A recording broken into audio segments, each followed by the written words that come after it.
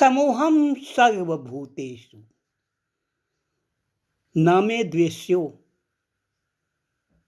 मित्रों, श्रीमद् भगवद गीता के 9वें अध्याय के 22वें मंत्र में कहते हैं, जो मुझे संपूर्ण भूतों में समान भाव से देखता है, समत्वम योग उच्यते। समता ही योग है। शत्रु मित्र मध्यस्थ तीन ये मन कीन्हे बगियाई, त्यागन गहन उपेक्षणीय अहिहाटक तीन की नहीं।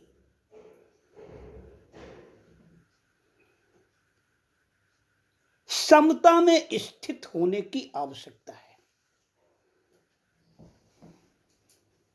आप एक बार अपने शत्रु को क्षमा करके तो देखो। आप एक बार अपने मित्र से थोड़ा सा दूर होकर के तो देखो।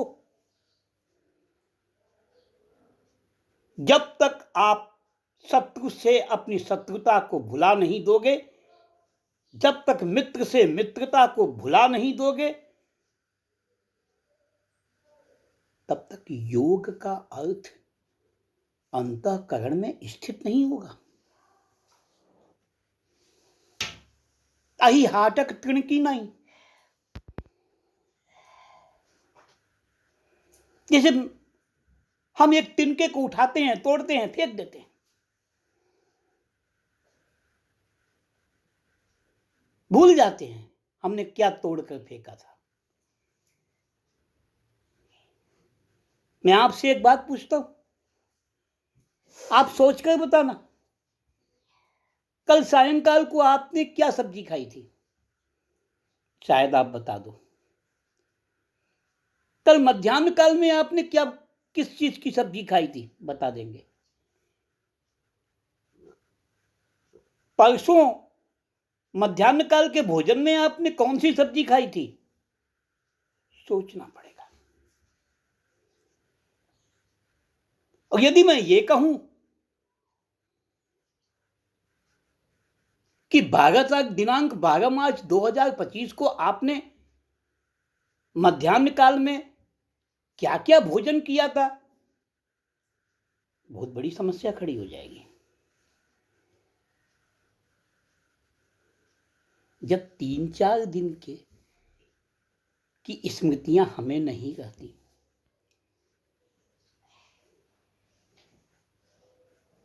तो साल 2 साल पूर्व की, 10 साल पूर्व की, 1 जन्म पूर्व की, 2 जन्म पूर्व की, 10 जन्म पूर्व की स्मृतियां हमें कहां से रहेंगी? और यदि स्मृतियां रहेंगी तो दिक्कत बहुत बड़ी हो जाएगी, समस्या और बड़ी हो जाएगी। मृत्यु एक सरिता है जिसमें श्रम से कातर जीव नहाकर फिर नूतन धारण करता है, काया रूपी वस्त्र बहाकर। क्योंकि वासांश जीर्णानि यथा विहाय नवानि गृह्णाति नगोपगानि, तथा शरीराणि विहाय जीर्ण नन्यानि संयान्ति नवानि देहि।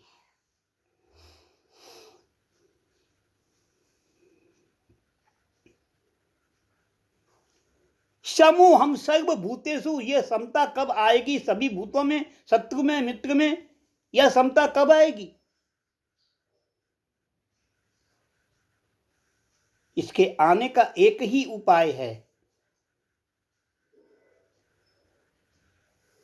न द्वेष्टि न कांक्षति।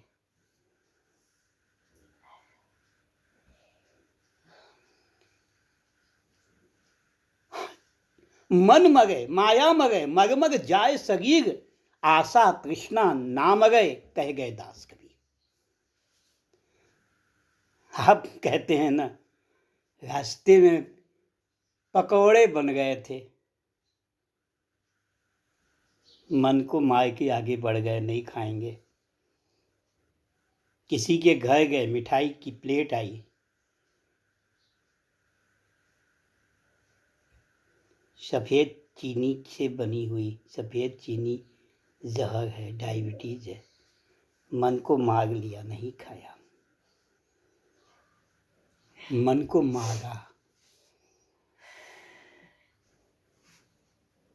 लेकिन हो सकता है कि जब आप वहां से उठे तो उसकी माया आपको सताए, काश वो मिठाई खा ली होती। एक बात, ये शरीर मर जाता है, मर जाए शरीर, किंतु आशा और तृष्णा नहीं मरती। और इसी आशा तृष्णा के कारण पुनरपि जननम पुनरपि मरणम पुनरपि जननी जठरे शयनम इहु संसारे खल दुस्तारे कृपया पागे पाहि मुरारे भज गोविंदम गोविंदम भज मूढ़मते प्राप्ते सनिहिते मरणे नहीं रक्षति दुःकृंकरणे। धर्म प्राण मित्रों, समत्वम योग उच्यते। जब अच्छा होने पे आप खुश नहीं होते, बुरा होने पे आप दुखी नहीं होते, जब मान और अपमान को आप एक समान भाव से देखते हैं,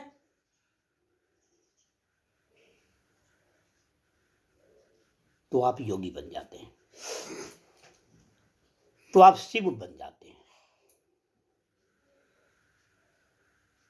तब आप सत्य हो जाते हैं। सत्य आप तभी होंगे जब आप असत्य को भी स्वीकार कर लेंगे। असत्य को भी सत्य स्वीकार कर लेना पड़ेगा। यह संसार मिथ्या है, यह संसार असत्य है, किंतु संसार को स्वीकार करना पड़ेगा।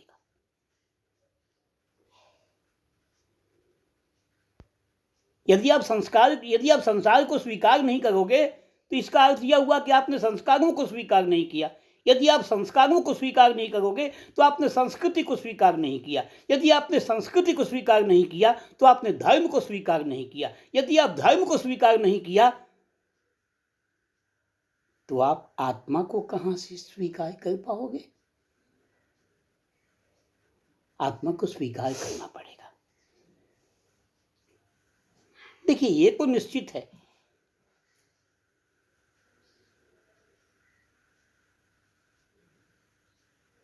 कि आत्मा है,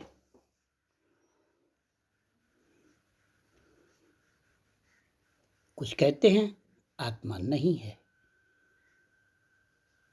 लोग कहते हैं, आस्तिक कहता है भगवान है, नास्तिक कहता है भगवान नहीं है दोनों कहते हैं।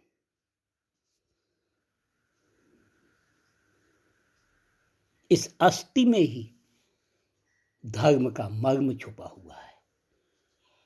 इस अस्थि में ही नास्ति है, इस अस्थि में ही अस्तित्व है, इस अस्थि में ही अस्तित्व के अतिरिक्त अनास्तित्व है। अतः समत्वम योग उच्यते। धर्म और अधर्म दोनों को समता की दृष्टि से देखते हुए, पुण्यात्मा और पापात्मा दोनों को समता की दृष्टि से देखते हुए निर्निमेष दृष्टि से आप स्थिर हो जाओ।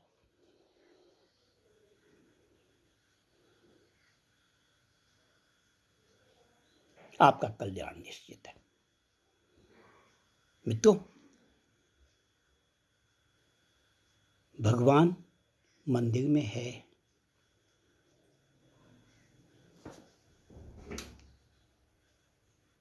पवित्र होकर जाओगे, नहा धोकर जाओगे, स्नान करके जाओगे, धुले हुए स्वच्छ वस्त्र पहनकर जाओगे, वहां भगवान है। क्या आपके घर में भगवान नहीं है?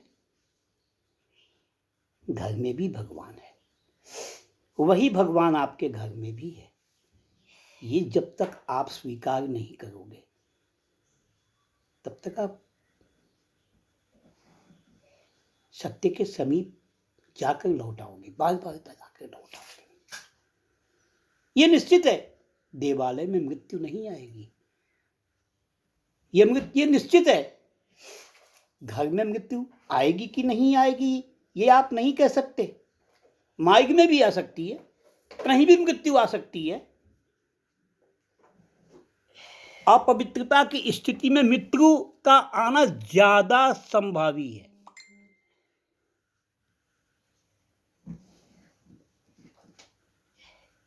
मैं आज यहां पर चिकित्सालय में गया था। एक व्यक्ति वहां पे हैं, दिन में 50 स्ट्रेचर पर लदे हुए आते हुए मुर्दों को देखता हूं। विगत 1 सप्ताह से मेरा वहां पे जाना हो रहा है।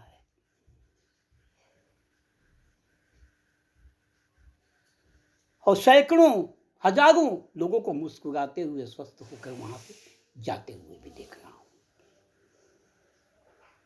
दोनों को समान भाव से देख रहा हूं। जो अंतिम यात्रा के लिए जा रहे हैं उनको भी, और जो पुनर्यात्रा जीवन की, इसी जीवन की प्रारंभ करने के लिए जा रहे हैं उनको भी समान भाव से देख रहा हूं। क्योंकि मैं बस देख रहा हूं, मैं बस दृष्टा हूं। ये दृष्टा भाव आप में भी है। आप भी चिकित्सालय जाते होंगे और इसी दृष्टा भाव में आप स्थित होते होंगे। इस विषय को पुनश्च आगे अगले सत्र में आपके साथ रखने का प्रयास करता हूं।